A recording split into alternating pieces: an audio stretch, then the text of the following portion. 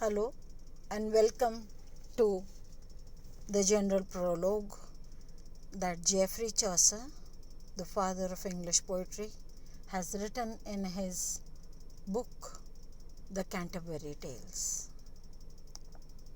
The mission of Chaucer is to speak dispassionately about the existing age. He just wants to delight in the creation of God. And this creation that existed in his age, in the state and in the church, interested him most.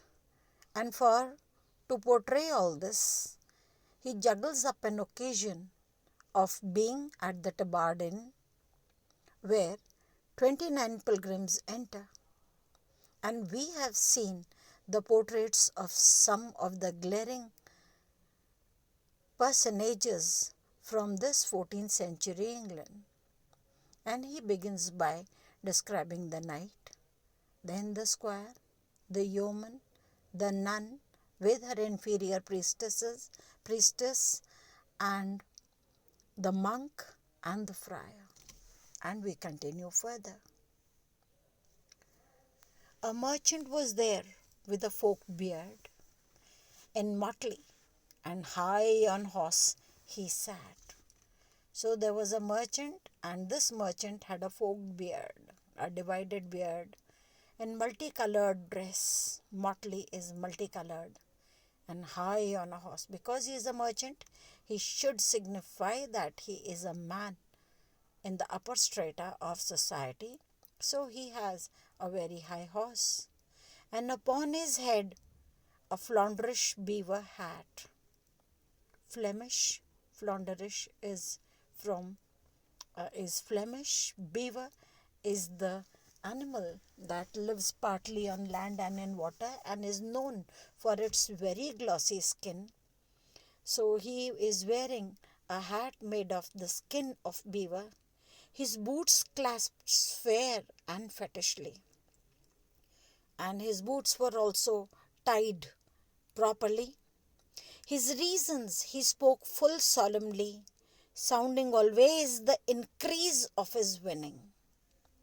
So whenever he talked to the people, he spoke very solemnly, very seriously did he talk to people, and he always spoke about, sounding is talked about, always the increase of his winning, the increasing profits that he was making. So every time that he spoke to the people, he would tell them that how much of money he was making. He would the sea were kept for anything between Middleburg and Orwell. So he would the sea, S-E-A. He wanted that the sea should be kept. Kept means protected. There should be a strict vigilance upon the sea, because all his merchandise came from the sea. So he wanted that there shouldn't be any theft, there shouldn't be any stealing on the sea. It should be kept properly guarded. Where? Between Middleburg and Orwell. So these were the places from which his merchandise came. Well could he in exchange shields sell. So he was very perfect in selling his wares. This worthy man full well his wit beset. There was no doubt that he was in debt. So this man is so witty.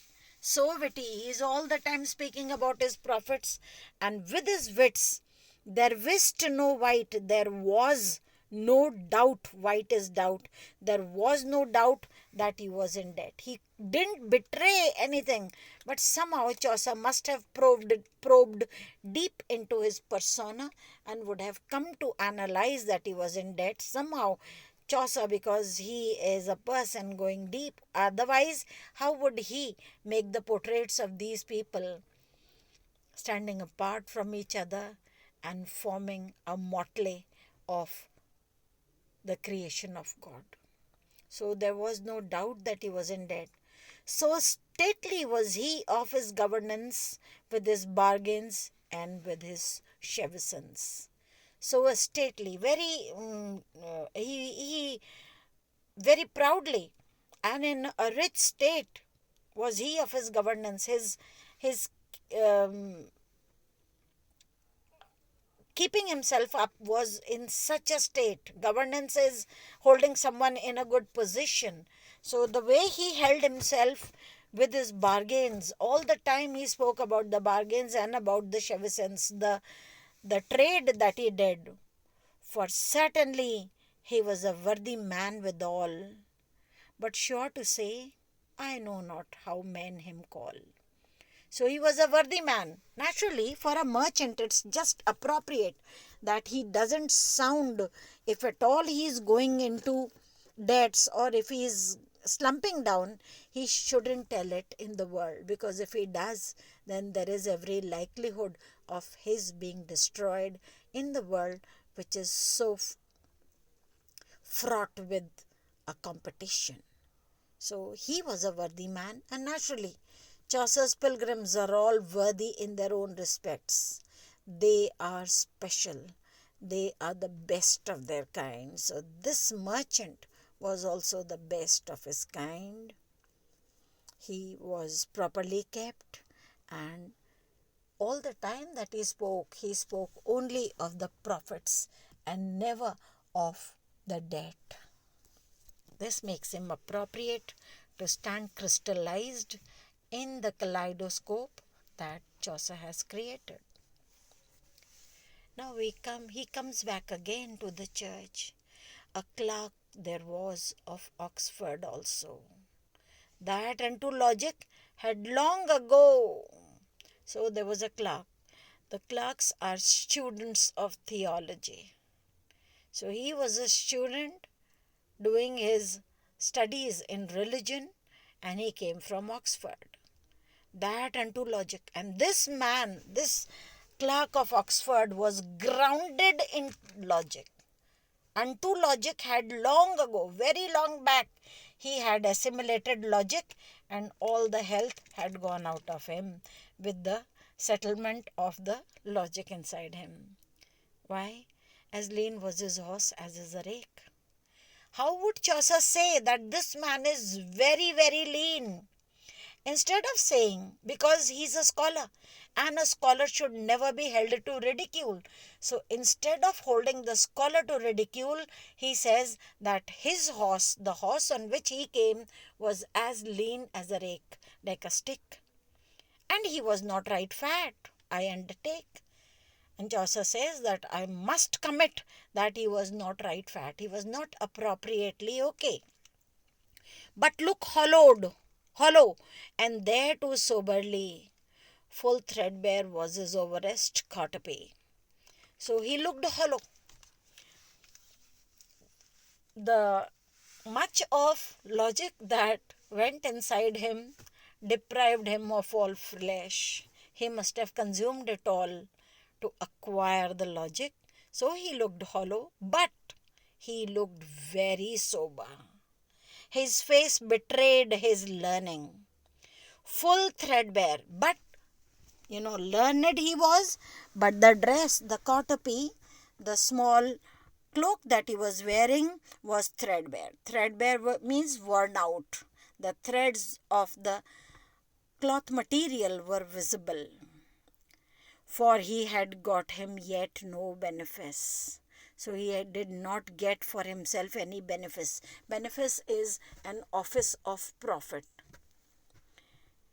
Nor was he worldly for to have office. And to make matters worse, he is not at all worldly. He is happy with what he has got.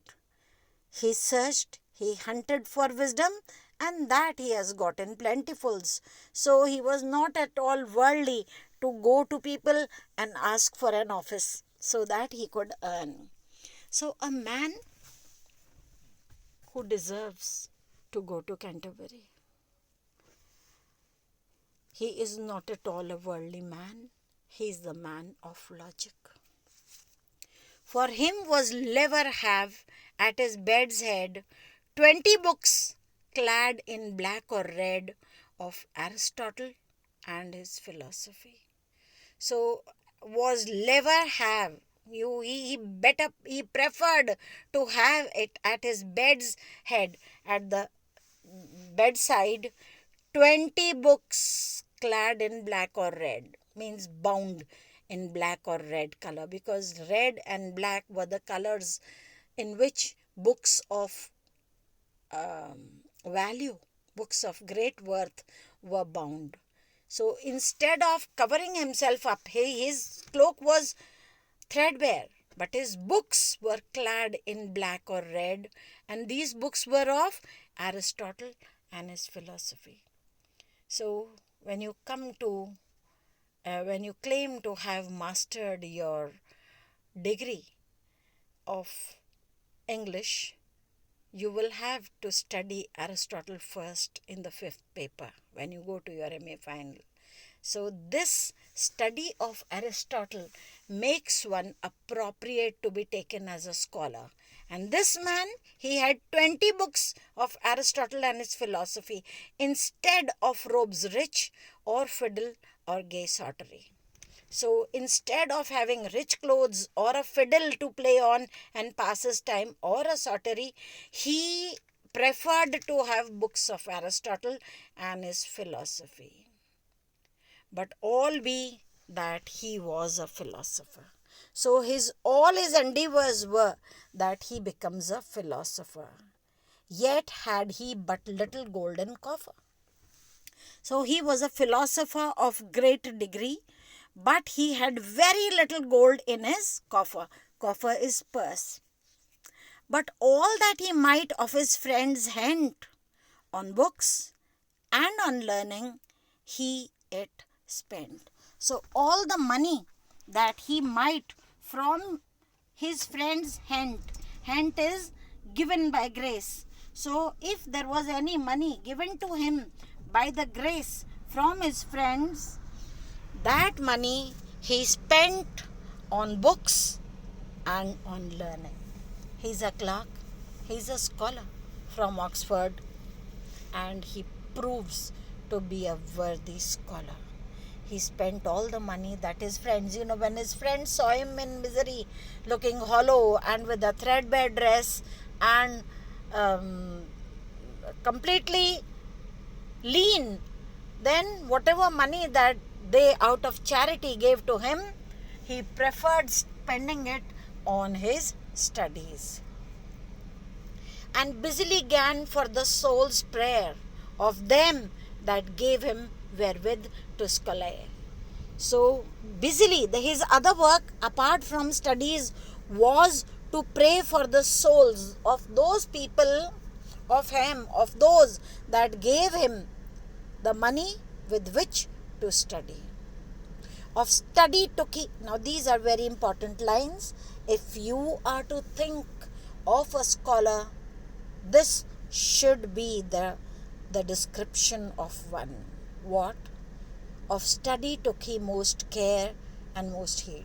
So his only cares, his only attention was on books and study. Not a word spoke he more than was need. And he never spoke. Already he was hollow, and if he spoke his wisdom out, then he would be destroyed completely. So not a word spoke he more than was need. And the word that he spoke, that was said in form and reverence, and short and quick and full of high sentence. So if at all he spoke, it was in perfect form and in perfect reverence, and was short and quick and full of high sentence. Sounding in moral virtue was his speech, and gladly would he learn and gladly teach. This is the culmination. This is the highest point which a clerk should acquire in his life, that his speech was sounding in moral virtue. He spoke only of moral things, and his two occupations which interested him most were that gladly would he learn and gladly teach. Despite his hollowness, anything that tempted him ever to speak was whether to study or whether to teach. So this Clerk of Oxford is one character who is yet to enter into religion, but he has not entered for the simple reason that his own sole occupation and his sole delight is to be a scholar.